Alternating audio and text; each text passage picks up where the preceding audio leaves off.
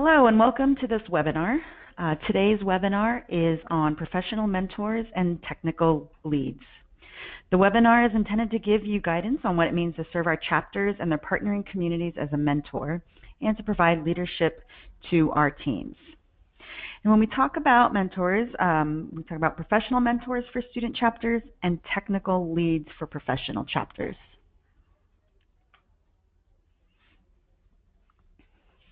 So here's a list of today's objectives for this presentation. First, we'll have a brief explanation and the definition of a mentor within the context of EWB USA. We'll go over the qualifications and responsibilities, briefly discuss our project process and talk about our liability that we have for our mentors, talk about some of the rewards and challenges, the lessons learned and tips, some do's and don'ts, and finally some resources and questions and what to do if you have questions. So before we begin, let's review the mission and the vision of EWB USA. This slide here shows it. Our mission, as you can see, EWB USA builds a better world through engineering projects that empower communities to meet their basic human needs and equip leaders to solve the world's most pressing challenges. And then our vision is a world in which every community has the capacity to sustainably meet their basic human needs. So EWB USA programs encompass a variety of engineering disciplines and project scopes. And through our review of thousands of reports, we've been able to identify some aspects of what makes a successful project.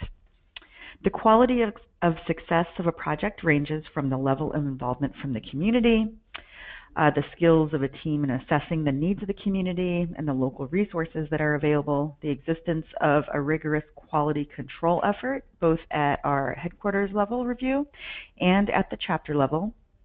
And what we found is that our top-ranked projects, the team selection of the mentor based on qualifications and commitment had a big impact on the success of a project. So having a strong team of mentors supports our overall mission and vision of creating strong programs, responsible leaders, and cultivating partnerships.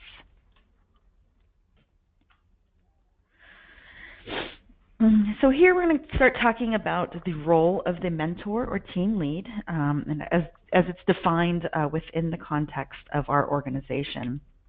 Before we begin, the responsible engineer in charge is required for all chapters, including professional chapters. And the responsible engineer in charge for each project should complete and sign the 404 Mentor Statement of Intent. And the role of the REIC is basically the oversight of the design, compliance with our project process and requirements, as well as team learning within your team. And then a professional mentor team, which we actually encourage chapters to have a mentor team as opposed to one mentor. The role of that team should be to enable the transfer of engineering knowledge to all parties, have the capacity for cross-cultural communication, ability to work well with diverse groups, understand the fundamentals of the EWB USA model of development, and then numerous other attributes that we'll discuss throughout the rest of this presentation. So these are the documents that we have available for our mentors that sort of describe what the qualifications are, and then the mentor statement of intent, which is only signed by the responsible engineer in charge. And then we also have a application to become a professional mentor for an EWB USA project. And the intent of that 408 document, that application, is to help streamline the review of the relevant experience for the specific project. And so these documents are submitted with the 502, which is the application to adopt a new program, the 501B, which is the application to start a new project within an existing program, and then whenever a mentor changes throughout the process. And these are submitted along with the resume of the mentor. and each mentor is reviewed and approved by a project engineer here at headquarters. And all of these documents are available on our website under our Resources tab. So this here is the 405 document that we have listed, and I wanted to go over it. When we talk about qualifications, it's important to note that we're referring to specific experience that relates directly to the project. The requirements aren't meant to discount additional experience or discredit any academia experience. And in some cases, a faculty member or a professional engineer might have the required experience, might not have the required experience for that particular project, but they might be qualified for the next project. So in order to make sure that the people that are serving in the role as technical lead or mentor are the most appropriate for that specified projects, the qualifications are reviewed on a project-by-project basis. So that means even if you've served as a project mentor on another or project lead on another project, we still would review your qualifications for a new project. So those would still have to be submitted for each new project. So again, this is the 405 document that outlines the qualifications. The qualifications for each mentor is dependent on the project type and the level of impact of failure. So we'll go through each of the levels and the requirements for each. So as you can see, the first is level 1. And these are projects where the failure may result in death, severe illness, injury, or significant damage of property. And these are going to be some of our larger scale engineering projects that are like buildings or bridges or very large scale water projects. For these types of projects, the responsible engineer in charge qualifications are a licensed engineer with at least 7 years of direct experience in design and construction of infrastructure similar to that proposed in the project. The second is the level 2, where the impact of failure of the project would not result in death, severe illness, or injury. However, some damage to property is possible. And I would say most of our projects are fall under this category. Our water supply projects, water treatment, sanitation, energy projects. For these kinds of projects, we're looking for a professional with at least 5 years of direct professional experience, and this is post-bachelor's degree in design and construction of infrastructure similar to that proposed in the project. And then finally, a level 3 project is one where failure of the project would not result in significant damage beyond limited economic losses. And these are our agricultural improved stoves, and computer systems, so those similar kinds of projects. For those, we're looking for a professional with 3 years of direct professional experience in design and construction of infrastructure similar to that proposed in the project. And then one thing to note, as I said earlier, that each mentor is subject to approval by EWB USA project managers here at headquarters. So this is the 405 document, and you can print this out to find it on our website if you would like to look at it in more detail. So as I mentioned, each mentor must be reviewed by a project engineer here at headquarters. The reviewer will evaluate each mentor on a project-by-project basis and will be looking for design experience, construction experience, and international development experience within each mentor team. And here you can see, the design experience must be in the technology that the project is using, and there should be a qualified mentor traveling on each trip. Construction experience, what we'll be looking for is equivalent of 2 years of construction experience that's relevant to the project. And then for international development experience, we're looking for an equivalent of 2 full-time years with 3 months of in-country work. So sometimes I get asked if the mentor has to have all 3 of these, and the answer to that is no. Your mentor team must cover each of these types of experience. So sometimes that's 1 person, sometimes that's 3 people. So it just depends on each chapter. So I wanted to quickly mention the role of the advisor, and this is this only applies to student chapters. It does not apply to our professional chapters. But all student chapters must have a faculty advisor on their team, and the faculty advisor should be an advocate for the student chapter in a university setting to help engage with university personnel. And if possible, we recommend having 2 faculty members involved instead of 1 solo advisor. And just having more just increases the amount of support to the chapter within the university. We've seen that the chapter advisors can have a really great impact on the chapter as a whole and also help facilitate the student's mentor relationship. However, we do not here at headquarters review the faculty advisor role. We just expect you guys to have that person, but sometimes the faculty advisor is the mentor, just depending on the project and the qualifications of the advisor.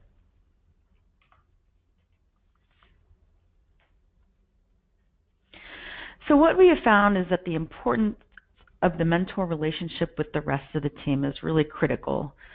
We've seen that developing and nurturing this relationship results in developing strong partnerships, strong programs, as well as responsible leaders. We've also found that most issues that come up are a result of miscommunication or not having clear expectations from the beginning. Having the mentor not be able to recognize problems or address concerns before traveling can really be detrimental to a project. And our project model is really dependent on this working relationship between the mentor and the rest of the team. So in addition to the technical qualifications that we require for our mentors, we also look for our mentors to provide the following non-technical skills.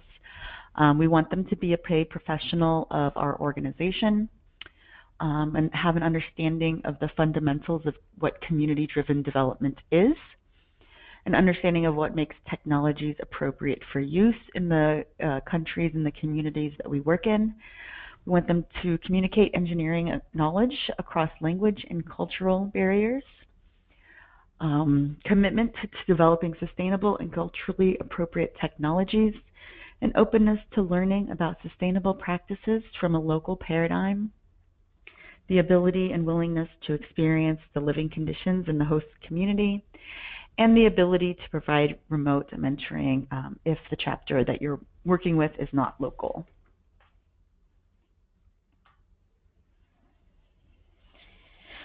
Once we've determined that the mentor is qualified for a particular project team, it's important to understand the responsibilities of the mentor role.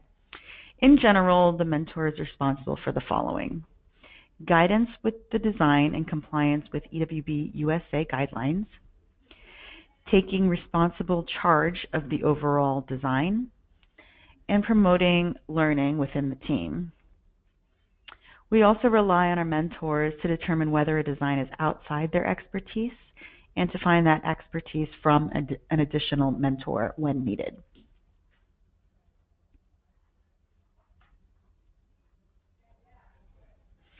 So this slide provides a very general overview of the EWB USA project process, as well as information about our international community programs.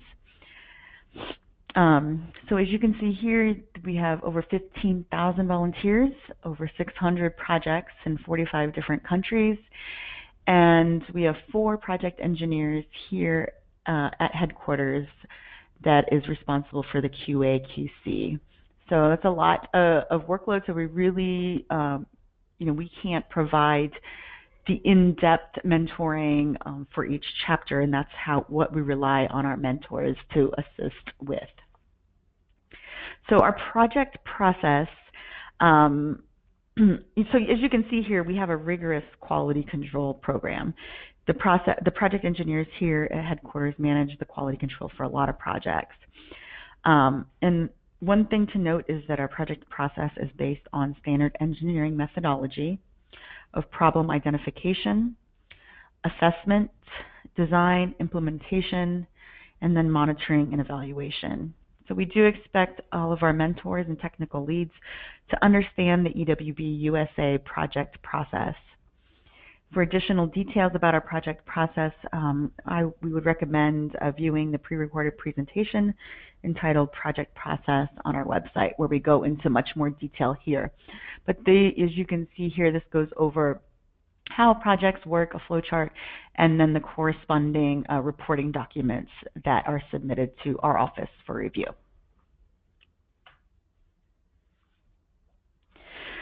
So you might be wondering what kind of liability coverage we provide. For all EWB USA approved projects, we do offer errors and omissions insurance for all of our professional members.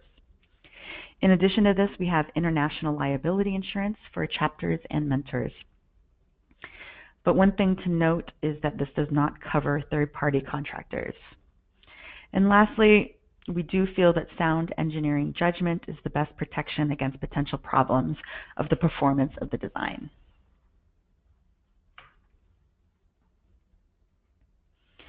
So this next section is geared more towards our student chapters and the mentors versus our professional chapters. And it's a little bit about developing perspective between the students and the mentors, because we have seen from feedback that this can be an issue.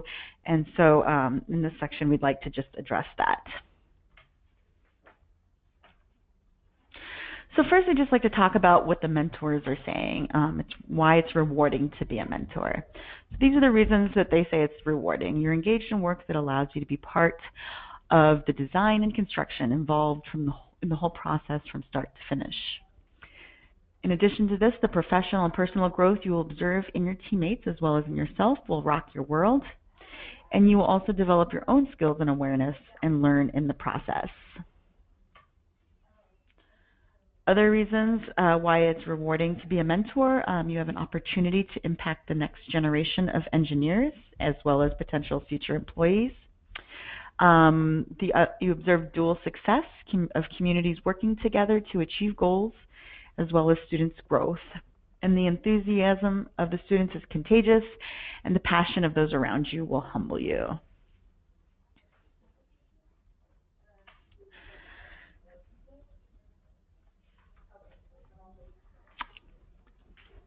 But in addition to the rewards, there's also some challenges, and here are the challenges that we've heard from some of our mentors. Within the student chapters, there's high student turnover, frequent changes in leadership.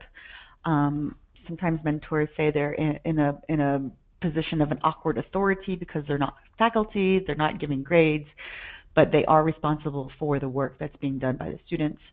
There are different generations, different demands and ways of communicating. Oftentimes mentors aren't working on campus and aren't part of the daily EWB conversation within the team. Mentors say that it's difficult to let the students make mistakes. Oftentimes you're dealing with a range of experience, dealing with freshmen to grad students. It's challenging to harness the enthusiasm while accepting the chaos. And sometimes mentors don't have all the answers. They may have limited in-country skills.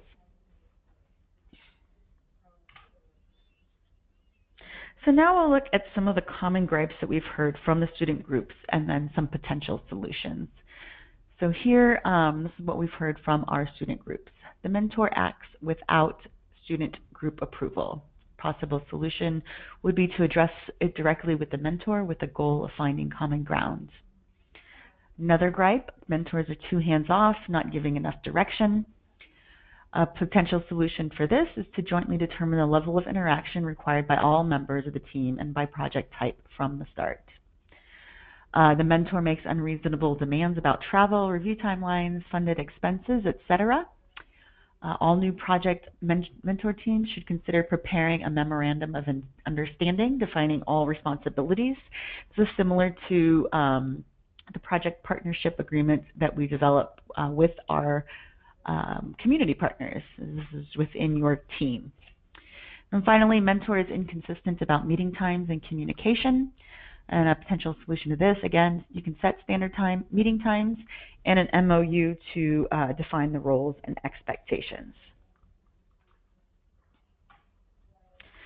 Likewise, here are some common gripes from the mentors of the student groups and the potential solution. The first tier student group does not communicate deadlines and milestones until the last minute. Potential solution to this is to be proactive at the beginning of each semester to get information on upcoming milestones, travel, and reports. Another gripe is students don't act on what we know is good advice. And a potential solution to this is to always be able to explain the why behind the advice that you're giving. Students take mentors' time for granted. A potential solution to explain that mentoring is a professional relationship with professional boundaries, and as the students, part of their experience is to learn how things work in the professional engineering world, and so should be aware of that. And then finally, internal communication within the student group is ineffective. Potential solution is to designate points of contact and always discuss concerns with the chapter administration.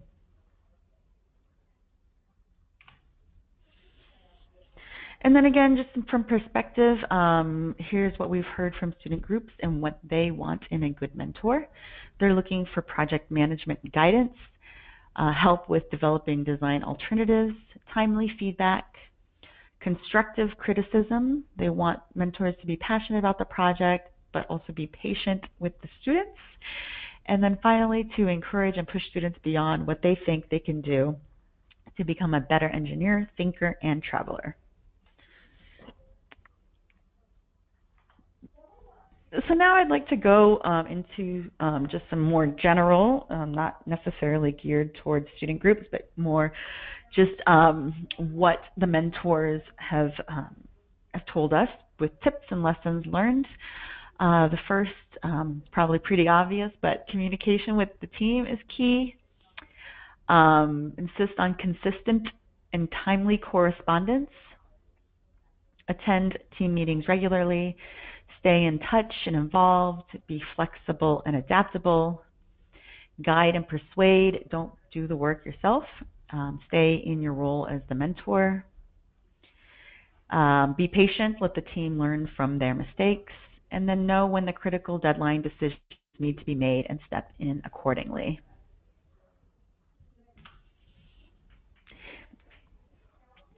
Here are some additional tips and lessons learned, things to consider. Consider workloads of your team, whether it's students or professionals. Keep the project fun and interesting, but preserve professional conduct, particularly when traveling and in your host community. Keep driving the project in conjunction with the project lead. Keep it moving forward. And then consider the varying skill sets within the team. Sometimes we do have non-engineering disciplines that are key to our work as well.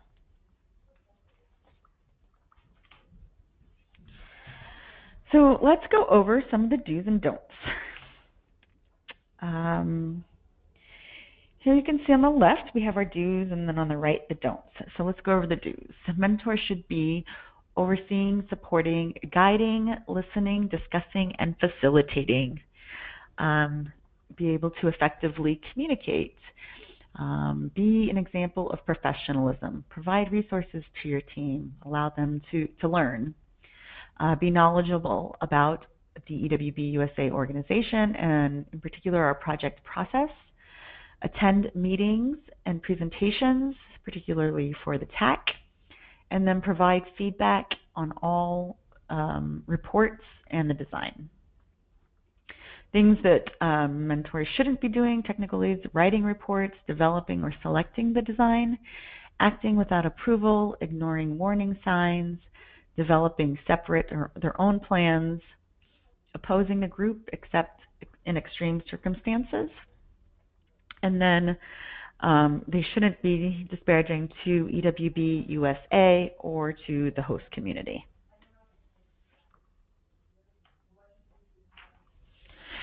And here, these are more do's. I wanted to add more do's instead of don'ts here.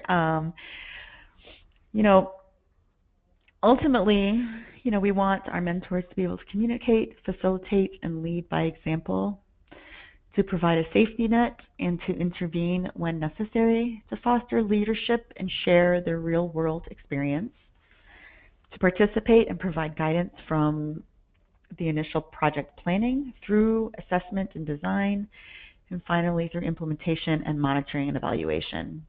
We We would like mentors to participate in tech calls and be able to travel on all trips. Be prepared to cover some or all travel expenses for yourself. Help with the scoping, budgeting, and milestone tracking for the projects. Be respectful of the partner community and their knowledge of local practices. Assist in identifying additional mentors when the scope is outside of the expertise of the mentor. And then finally, ultimately, we want the mentor to take responsible charge of the course of the project.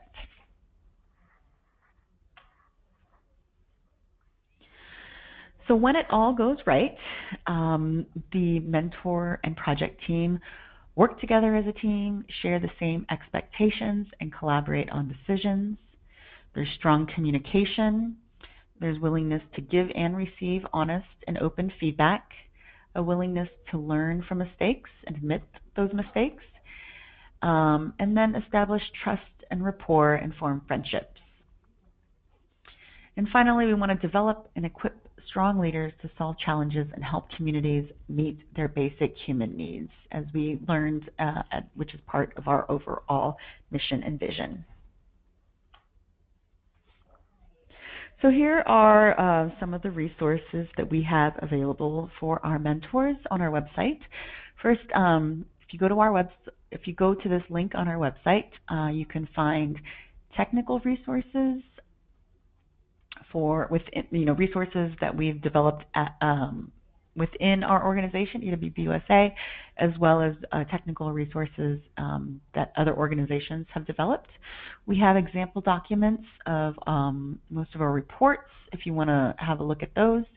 And then the mentor documents that we discussed during this presentation, the 404, 405, and 408 are also available here. You can also go to our website to learn more about mentoring. Click on this link. You can connect with a chapter. If you are a chapter looking for a mentor, we have some resources available for there for that. There's a guide to finding a project mentor, a project mentor request form, and then the chapter mentor memorandum of understanding that we talked about. We also have a mentor committee within our organization, and they have their own website, which also has some resources that you can check out.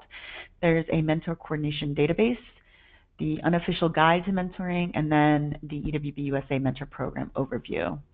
And then other ways to get more information about mentoring is to attend regional conferences, to meet other mentors, and then to reach out to other mentors in your region to help exchange ideas. If you have specific questions about mentors, you can reach out to your project engineer here at headquarters. And these are the 4 project engineers: Joshua Knight, Melissa Montgomery, Katrina Myers, and Chris Brandaway. And these are our email addresses, and feel free to reach out to them. In addition, we have members of the mentor committee, and their contact information here. There's Bob DeFilippo and then Esther Johnson.